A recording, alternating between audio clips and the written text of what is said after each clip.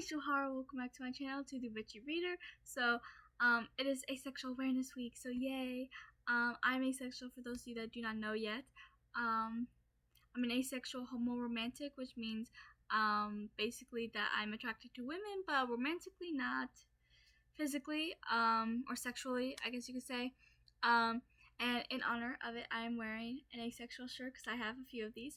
This one says about 1% of the world is ace, so basically I'm a majestic unicorn. I'm a unicorn. I'm majestic. So in honor of Ace Week, we are going to be talking about my asexual characters I've created so far. So I plan on making at least one asexual character in every story I write, besides the Jasmine Press series, because I was coming to terms with it during, like, I think the second book of it, and I didn't want to just randomly throw in an ace character and not have it make sense. But yeah, so I'm just gonna talk to you. I mean, these are just the asexual characters. So I have plenty of LGBTQ characters. I have plenty of lesbians and everything. But some of these may be part of the may be asexual and something else in the LGBT. But we'll get to them when I get to them. But these are just the ones I have started so far. A lot of these books are not published yet. The Curses Lights will be published on Halloween, so look forward to that. And there are 2 asexual characters in that one. So let's get into it, shall we? I have 2 in a witch's bond. So basically, this story is about 2 main characters, Ruby and Melinda. Ruby is a witch, and so is Melinda, but she lives with humans, and she's never known any other witches. And because she was, actually, that's a spoiler. I almost gave you a spoiler. Nope, not gonna happen. But Ruby grew up with witches. She's centuries old. She is the priestess of the coven, because there's a high priestess and a priestess in every coven.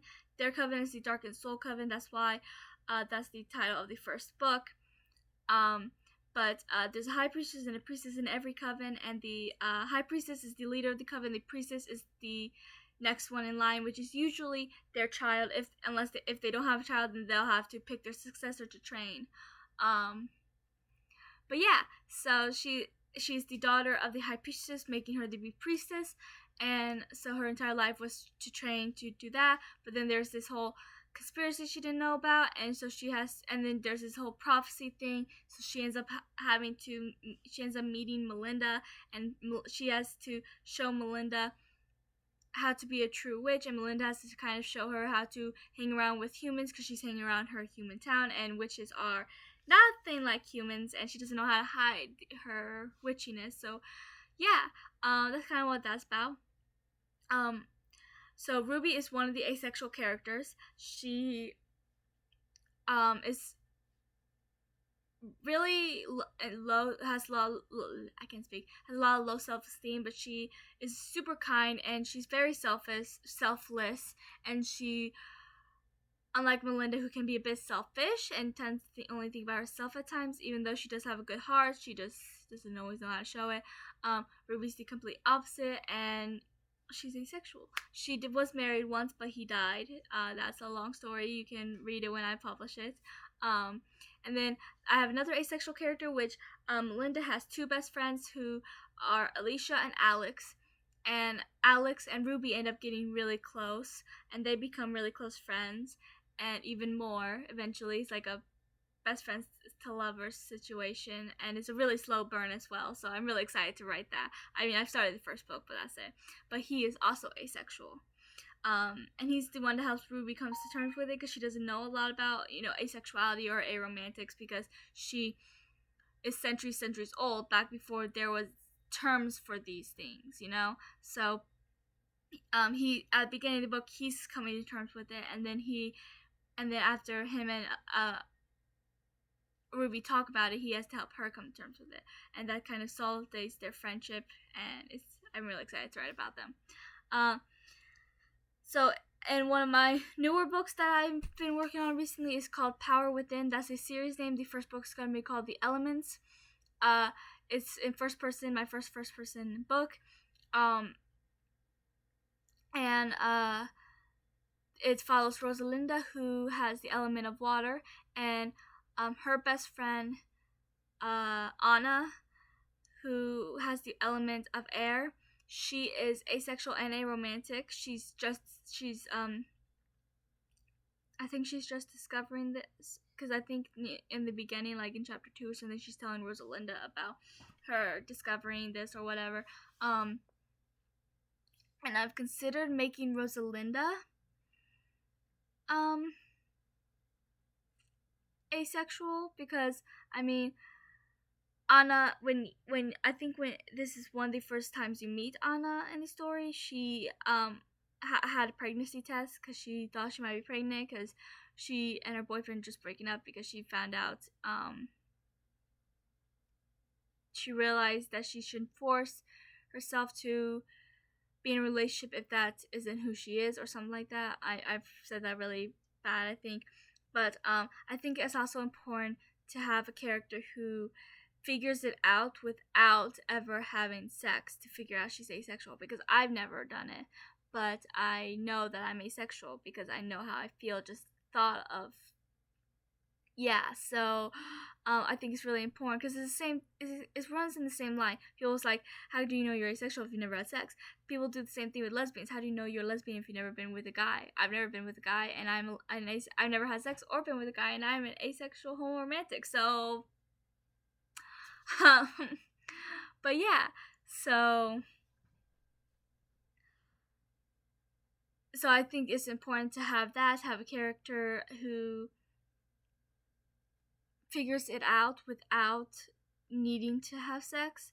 And I was thinking about doing that for Rosalinda, but I haven't decided yet. We'll see. So in The Curse's Light, which is the one that's going to be published on Halloween, at least the first book, there's going to be a second book too, but The Curse's Light is about Skyler and Will. Skyler is the town's weirdo, crazy girl, because she talks about the town being cursed and that there's magic and no one believes her and thinks she's just insane. And then Will comes into town and through this like vortex thing, and then because weird things have been happening, he believes her and ends up helping her on her theories about the town and who's doing this and what the curse is and this and that, along with the prophecy that they find out talks about them. And on here there's two asexual characters.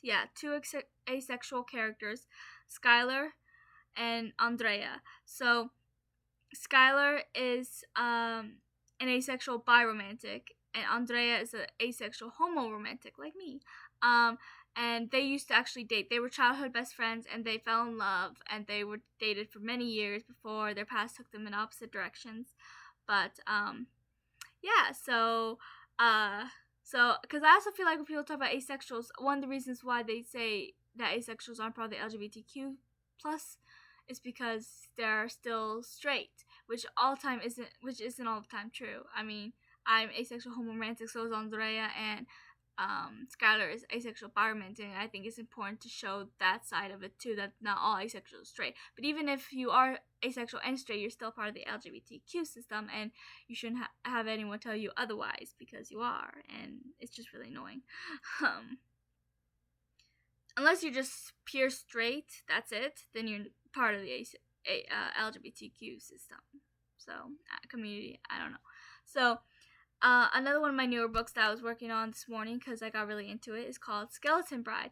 That's the name of the first book. The series name is going to be called Tales of the Grim Reaper. I'm really excited about this one. I have ideas for it, and I'm really excited for it. But there are two main characters. It's first person, and so it switches between their point of views, Anastasia and Vivian. And it's basically about, at the very beginning, Anastasia is murdered, and then she wakes up as a skeleton, and then it goes to present time, and Vivian's best friend Waylon believes in the supernatural and thinks there's skeletons in town, so she decides she has to find them, and Vivian goes along with it even though she doesn't believe in it. And then she meets Anastasia, the skeleton, and then Anastasia is leading this rebellion to stop the Grim Reaper, who is, because this version of the Grim Reaper is evil. I mean, he wasn't always, but it's a long story. You'll figure out once I finish the book, and I'll publish it if you end up reading it. But Vivian or Anastasia, the Grim Reaper was the person that murdered Anastasia in her life. So drama, but so yeah, and Vivian is asexual. She already knows it by the time the book starts, I think. But yeah, so yeah, she does already know it because I put down that she is a bit of an activist, and she has a YouTube channel where she promotes asexual awareness, and which is something I've thought about doing. My mom said I should because I'm very passionate about this. But yeah, so moving on, I think I have one more character. Yeah, so I have another character. The title I haven't decided yet. I mean, I did think of something, but then a friend brought me the point that it sounds more contemporary for the title, and it's not contemporary because I don't do contemporary. But so I'm still deciding on the title. But basically, it's about fairies and mermaids. It's gonna be first person too. These two stories: Power Within, Skeleton Bride, and this one is gonna be first person. My rest are gonna be third person because I do prefer third person, but I do like first person every so often to do something a little different. But this story is about a fairy and a mermaid. The fairies and mermaids are enemies. They have been for a very long time. And one fairy, Ember, and then the mermaid, I barely started this story. The mermaid, I'm still trying to decide on the name. I went with Seraphina as a temporary name, but I don't think I'm going to end up going with it. So if you guys have any ideas for names for a female mermaid, please tell me. But, the fairy and, mermaid, meet, and they automatically do not like each other because they're not supposed to, but they keep finding each other, run into each other, and then sooner or later they become friends, and that is all they become. Because I know in situations like this you think, oh, they're gonna become a couple. No. I mean, yes, the fairy Ember, she is a lesbian, but I feel like it's important. There's not even gonna be any love interest in this one. I mean, because I just feel like we don't talk enough about friendships, and to me it's very important, maybe even more important than romance. And so I feel like it's important for to have this one book. This one of the reasons why Seekers is my favorite series of all time, because the main focus is the friendship between the main characters, and I want to do something similar with this. The main focus will be the friendship between them, and I'll show how powerful a friendship can be. How you're willing to risk everything for your friend because it's the most important person in your life. Because you always see in books or TV, or fantasy-wise at least, how they're always willing to risk themselves for the person they are in love with, their boyfriend, girlfriend, whatever. But you don't see that with friendships, and I feel like it's important to see that. It's very important to see that. But the mermaid, she is asexual and aromantic, aro ace. So, yeah. Those are the asexual characters I have so far. I will be sure to, I will be making more when I make more stories. Definitely, there will always be an asexual character in my stories here. Because I feel like it's very important, because asexuals are the forgotten part of the LGBTQ community. They're the ones that no one really thinks of or considers or even thinks are real, because apparently it's not real to not have sexual desire when it is.